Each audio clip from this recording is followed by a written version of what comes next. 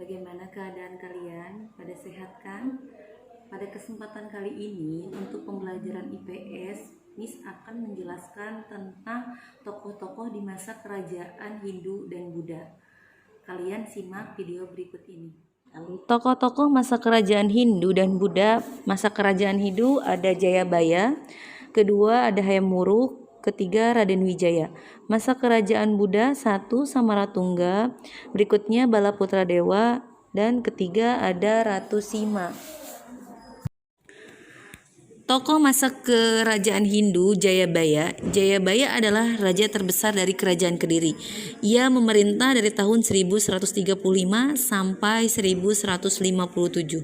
Selama masa pemerintahannya, kerajaan Jenggala berhasil masuk ke wilayah kekuasaan kerajaan Kediri.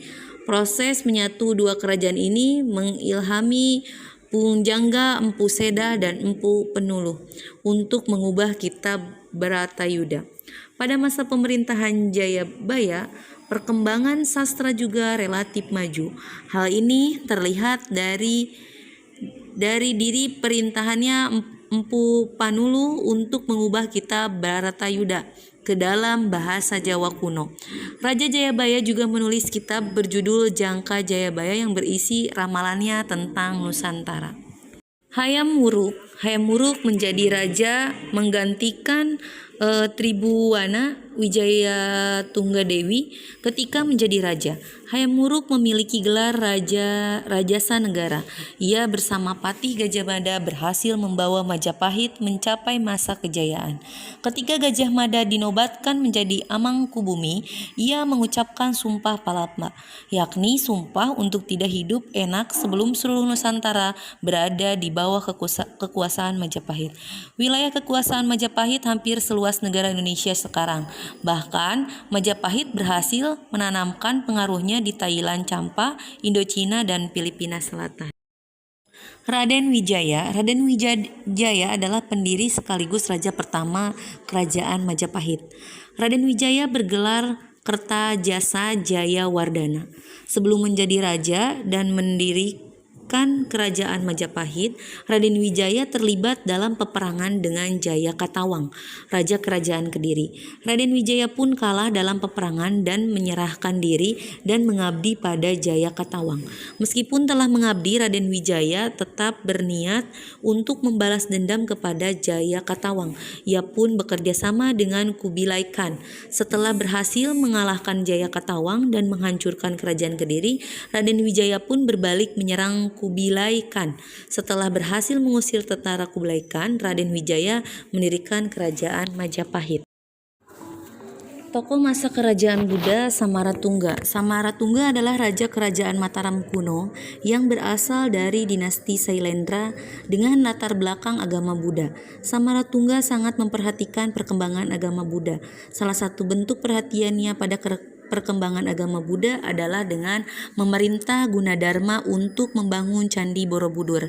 Candi ini adalah candi Buddha terbesar di dunia.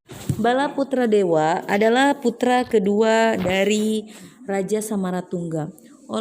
Karena ada dua dinasti dalam satu kerajaan, yang pertama dinasti Sanjaya dan yang kedua Sailendra, terjadilah perang saudara memperebutkan tahta. Perang ini terjadi antara Rakai Pikatan dengan Balaputra Dewa. Peperangan dimenangkan Pak Rakai Pikatan. Balaputra Dewa pun melarikan diri ke Sumatera dan menjadi raja di kerajaan Sriwijaya. Balaputra Dewa berhasil membawa kerajaan Sriwijaya ke puncak kejayaan. Balaputra Dewa sangat memperhatikan perkembangan di bidang ekonomi, politik, dan pertahanan. Ratu Sima adalah ratu dari kerajaan Kalingga dan kerajaan Holing. Ratu Sima dikenal sebagai pemimpin yang sangat tegas, adil, dan bijaksana. Ia menerapkan hukum kerajaan tanpa pandang bulu sehingga sangat dihormati oleh rakyatnya. Ia bahkan menjatuhkan hukum potong jari kaki pada putra mahkota karena telah tanpa sengaja kakinya terantuk kantong emas yang diletakkan Ratu Sima di tengah jalan. Peninggalan masa kerajaan Hindu. Yang pertama, di agama Hindu, candi umumnya berfungsi sebagai tempat pemakaman. Yang kedua, prasasti adalah peninggalan sejarah yang berisi peringatan akan kejadian tertentu. Ketiga, kitab atau kakawin adalah catatan sejarah yang ditulis para pujangga atau raja. Keempat, tradisi adalah kebiasaan nenek moyang yang masih dijalankan oleh masyarakat sampai sekarang ini. Peninggalan masa kerajaan Buddha, candi-candi Buddha digunakan untuk tempat pemujaan. Contohnya candi Buddha yang terkenal adalah Candi Borobudur, Candi Menut, Candi Kalasan. Prasasti dari kerajaan Buddha antara lain Prasasti Telaga Batu, Prasasti Kedukan Bukit, Prasasti Kalasan, dan Prasasti Balitung. Pengaruh Buddha di Nusantara meninggalkan beberapa tradisi agama antara lain ziarah dan menaruh sesajen. Terima kasih sudah menyimak video penjelasan yang disampaikan tentang tokoh-tokoh kerajaan Hindu dan Buddha. Sekarang tugas kalian kerjakan level 1 halaman 41 bagian PG dari 1 sampai 5. Kemudian untuk isiannya halaman 43 dari 1 sampai 5. Demikian penjelasan dari Miss. Wassalamualaikum warahmatullahi wabarakatuh.